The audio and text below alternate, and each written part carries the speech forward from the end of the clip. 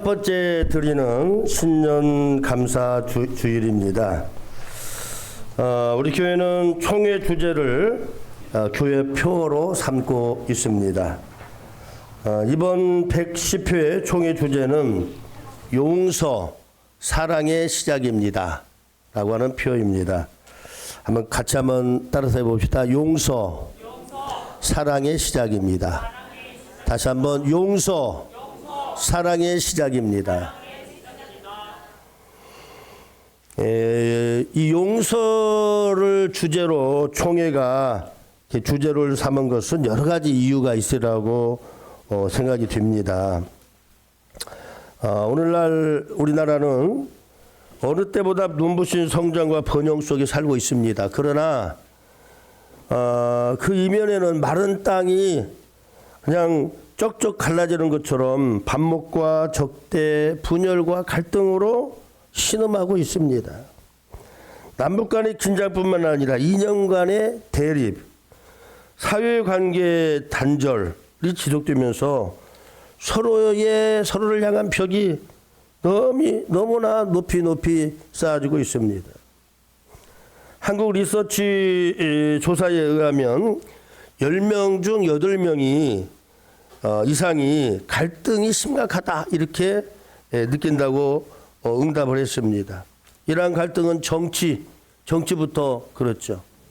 경제, 이념 등 거의 모든 영역에서 이렇게 번져나가 적대적인 감정이 팽배해 있습니다.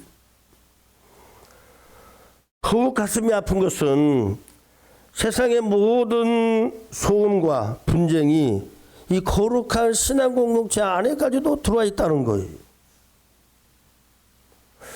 팀 켈러라고 하는 목사님이 쓴 센터 처치, 사진 없어요? 예.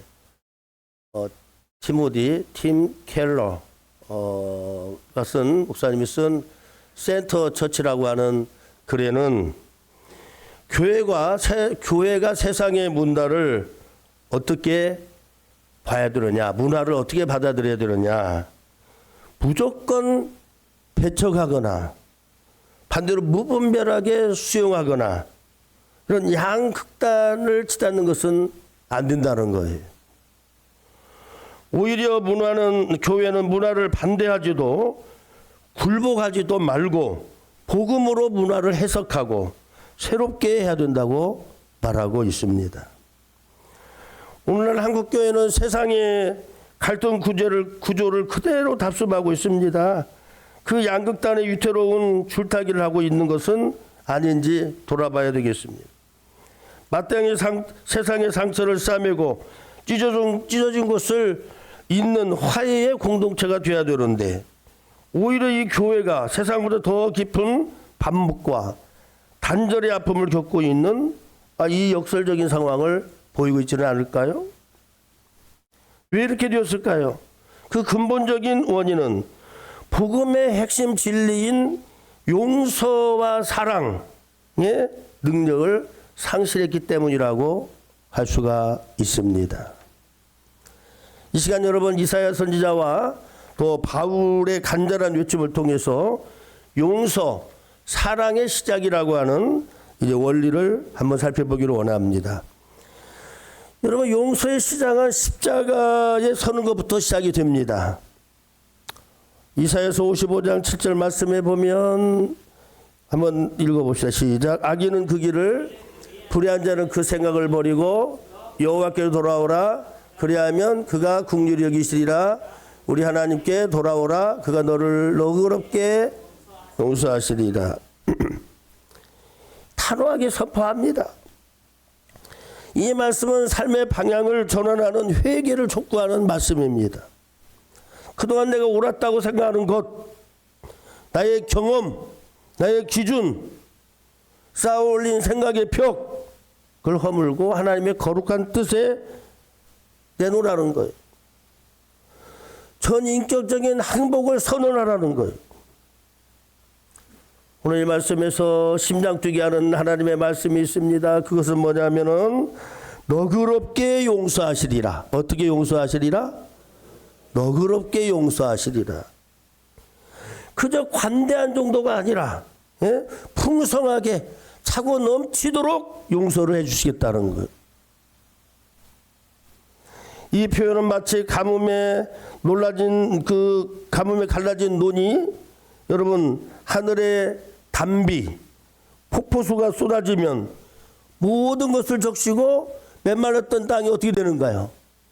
다 여러분 물이 차고 여러분 기름진 땅으로 변하지 않습니까?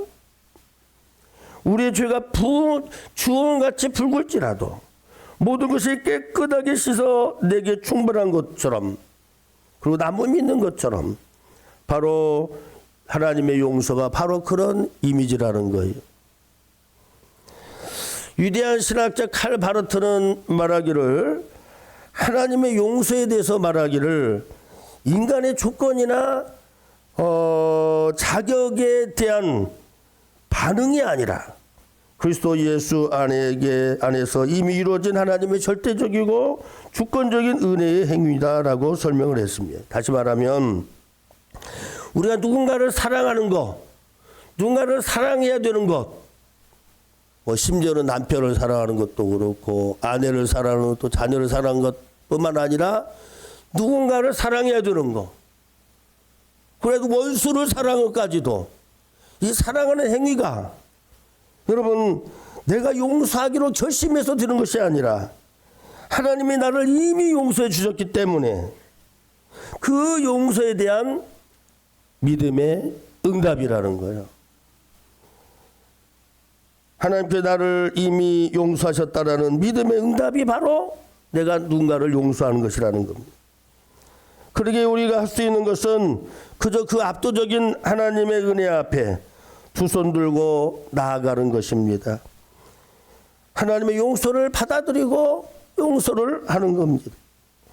우리는 십자가 앞에 나가야 됩니다. 십자가의 그 용서를 통한 사랑의 실천을 우리는 해야 되는 것입니다. 두 번째는 용서의 실천은 마음의 공간을 내어주는 삶이 되어야 한다는 것입니다.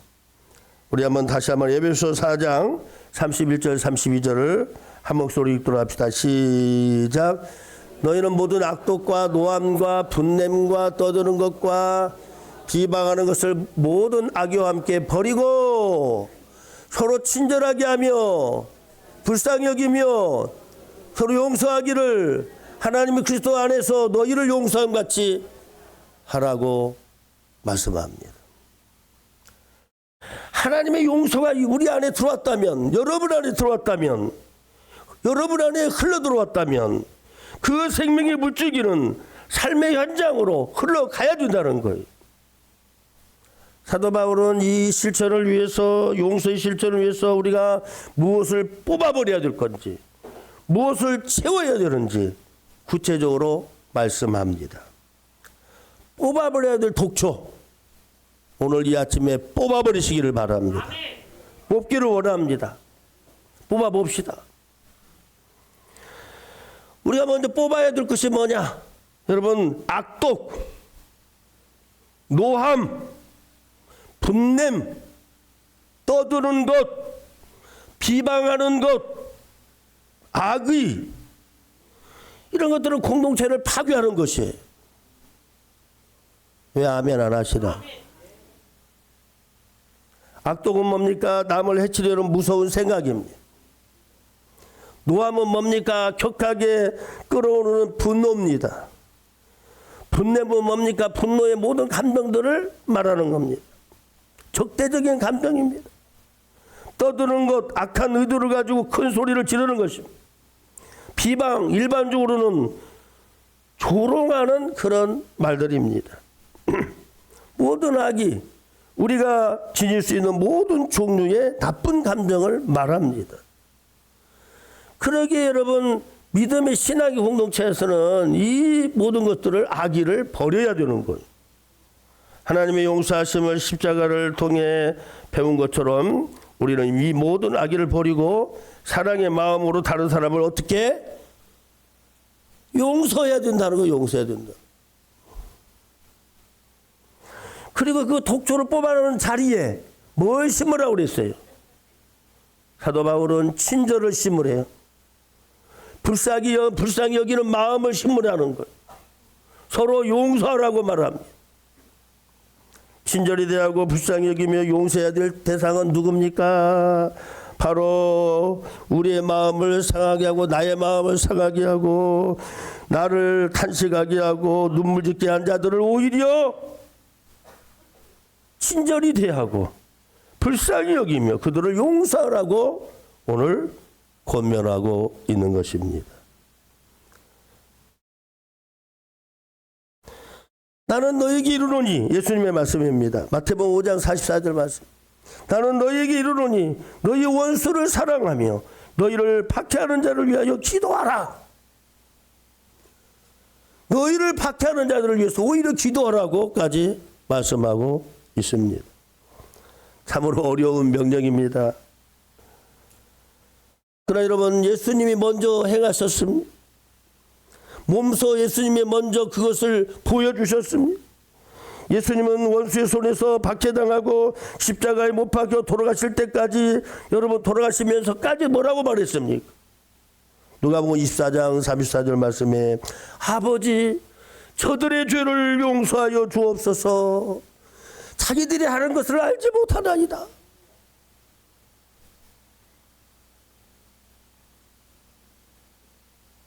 주여 저들의 죄를 용서하여 주옵소서. 저들의 죄, 저들이 무슨 죄를 저지른지 모르고 있나이다. 그런데요, 여러분, 이것을 알고 있는 스데반은 예수님을 따라하기 시작했습니다. 예수님이 하나님의 말씀, 진리의 말씀을 전할 때에 어떻게 됐습니까? 이 본문을 지난 금요일, 토요일 날 여러분 새벽 기도 때 했던 말씀이에요. 여러분 사도행전 7장 59절에 뭐라고 했는지 한번 보세요. 시작. 그들이 돌로 스데반을 치니 스데반이 부르짖어 이르되 주여 주 예수여 내 영혼을 받으시옵소서 하고 60절 말씀. 무릎을 꿇고 크게 불러 이르되 주여 이 죄를 그들에게 돌리지 마옵소서. 이 말을 하고 돌아가신 거예요. 최초의 순교자 이 스데반도 여러분 그가 죽음을 앞두고 있을 때 예수님처럼 주여 저들의 죄를 저들에게 돌리지 마옵소서 따라했던 거예요. 우리가 예수를 믿는다고 하는 것은 예수님 따라쟁이입니다. 예수를 믿는다고 하는 것은 예수님을 따라가는 거예요. 아멘 좀 해보이소.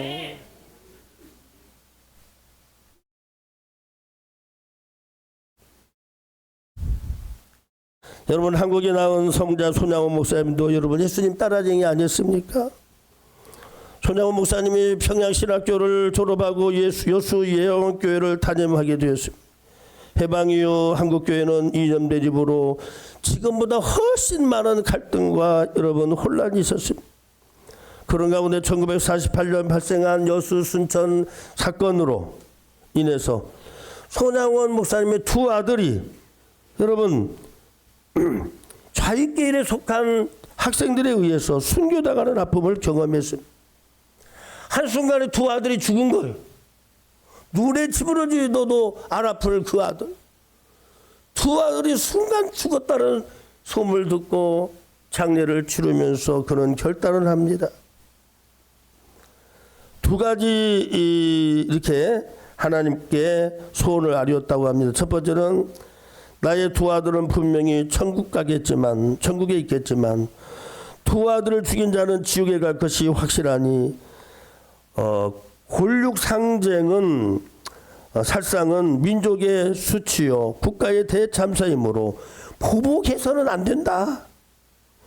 아들을 죽인 자는 되면 사형치 말고 내가 전도해서 예수 믿게 하고 양아들을 삼게 하여 주옵소서 기도했다고 그래요.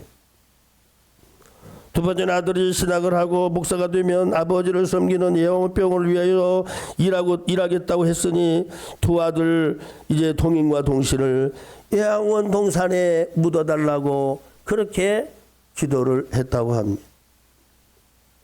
결국 경찰에서 여러분 이 일에 가담한 범인 5명을 이렇게 찾아내는데 마침내 마지막으로 진짜 범인인 안재선 씨를 이렇게 범인으로 찾아냈습니다. 이때 손양원 목사님은 경찰을 찾아가서 그를 처형시키지 말아달라고 사정을 했습니다. 그리고 하나님께 이 안재선이를 용서할 마음을 달라고 기도했습니다. 여러분, 주님의 은총을 구하지 않았다면 어떻게 자기 아들 둘이나 죽인 그 사람을 양아들로 받아들일 수 있겠어요? 그 나중에는 같이 밥을 먹습니다. 두 오빠를 죽인 그 아들과 함께, 그 사람과 함께, 저 손동희 권사님은 오빠를 죽인 두 오빠를 죽인 그 범인하고 같이 밥을 먹게 돼 얼마나 여러분 속이 터지겠어요.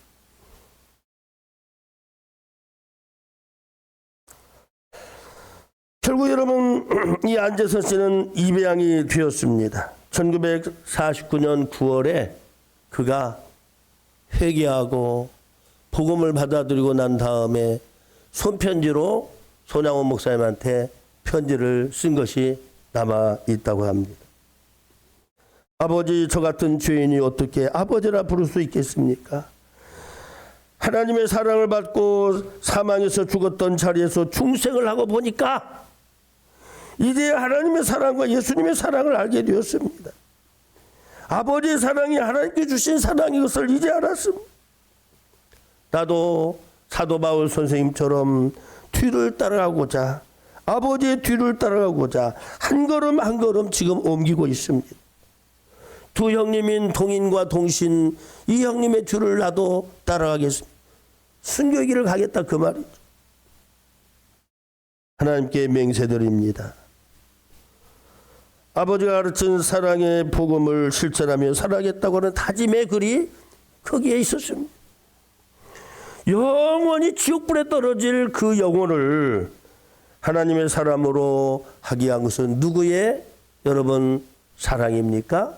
바로 손양원 목사님이 예수님을 따라서 했던 예수님 따라쟁이 이 손양원 목사님이 결국 한 영혼을 살리고 그의 자녀들이 구원받은 역사가 일어나고 우리 교회가 후원하고 있는 안경선 아들이 목사님이죠. 목사님 돼가지고 지금은 부룬디 루안다 옆에 루안다 원래 같은 나라였는데 잘라져서 부룬디 부룬디라고 하는 나라에서 지금 선교 사역을 하고 있습니다. 할렐루야. 여러분 똑같이는 못해도 예수님을 따라 하려고 하는 노력들을 우리가 간직하는 우리 모두가 되기를 주의 이름으로 축원합니다. 같은 얘기입니다. 용서의 완성은 예수님의 십자가를 본받을 때 가능하다는 거예요. 한번 여러분 봅시다. 에베소 4장 32절 마지막에 뭐라고 그랬어요? 하나님이 그리스도 안에서 너희를 용서함 같이 하라는 거예요. 하나님이 그리스도 안에서 너희를 용서함 같이 너희도 그렇게 하여라. 너희도 그렇게 하라고 말씀합니다. 신학자요 심리학자인 스테븐 체리라고 하는 이분은 신학자이지만 심리학자예요. 많은 사람들의 상담을 하고 많은 고통에 대한 내용들을 보면서 그는 이런 글을 썼습니다. 용서라는 고통. 용서라는 고통. 용서라는 고통이에요. 여러분 이 책에서 그런 말하기를 인간의 사랑과 용서와 하나님의 용서는 질이 다르다는 거예요. 우리는 하나님처럼 완전한 용서는 할 수가 없어요.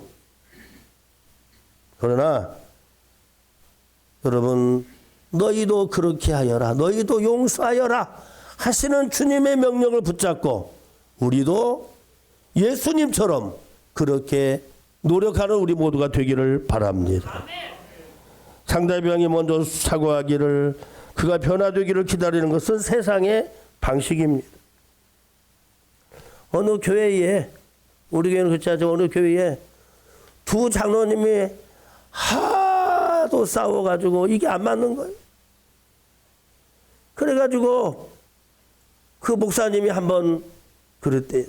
장로님 2번을 앉혀놓고, 장로님 그냥 세상 사람처럼 술을 좀 많이 먹고 하고 싶은 얘기 다 하고 목욕탕에서 싹 씻고 그 다음에는 화해합시다. 이게 무슨 방식이에요? 세상 사람들의 방식이. 근데 우리는 믿는 사람들은 그걸 못 하잖아요. 더 어렵다고 말하는 사람들이 있어요. 사실 더 어려워요. 여러분, 그리스도의 방식은 내가 먼저 다가와 용서의 손을 내미는 것입니다. 쉬운 일은 아닙니다. 때로는 여러분, 내 자존심이 십자가에 못 박히고 뼈가 쪼개지는 같은 아픔을 느낄 수도 있어요. 그렇지만 여러분, 우리가 이 십자가를 선택할 때, 예수님의 용서의 삶을 따르기로 결심할 때 비로소 미움의 사슬이 여러분 벗겨지고 여러분 참된 자유를 경험하게 될 줄로 믿습니다. 그래야 여러분, 우리 신앙의 공동체가 세상이 감당할 수 없는 사랑의 공동체로 되어야 될 줄로 믿습니다. 그렇게 거듭나게 될 줄로 믿습니다. 이 시간 여러분, 2026년도를 시작하는 이 시간에 우리의 마음을 조용히 들여다볼 수 있기를 바랍니다.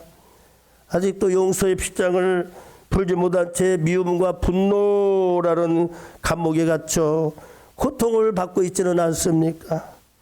무거운 짐을 가지고 있는 분은 없습니까? 이 시간 모든 아픔과 상처, 분노, 원망을 그대로 가지고 있다면 십자가 앞으로 나오시고 십자가 앞에 내놓으시기를 바랍니다. 그리고 부르짖기를 원합니다. 주님, 저는 할 수 없습니다. 주님, 십자가의 은혜를 비추어 주옵소서, 부어 주옵소서. 십자가의 은혜로 용서할 수 있는 힘과 용기를 주시옵소서. 한번 따라서 해봅시다. 주님, 저는 할 수 없습니다. 주님, 십자가의 은혜를 부어 주옵소서. 십자가의 은혜로 용서할 수 있는 용기와 힘을 주세요. 이렇게 용서의 손을 내밀 때에 얼어붙었던 관계의 강이 녹기 시작할 것입니다. 서로 불쌍히 여기며 포옹할 때에 우리 교회는 비로소 세상의 어떤 아픔과 상처도 치유할 수 있는 치유의 공동체, 화해의 공동체가 될 줄로 믿습니다. 더 나아가 이 땅에 하나님의 나라를 아름답게 심어가는 평화의 사도들이 될 줄로 믿으시기를, 그렇게 되시기를 주의 이름으로 축원합니다. 사랑과 은혜가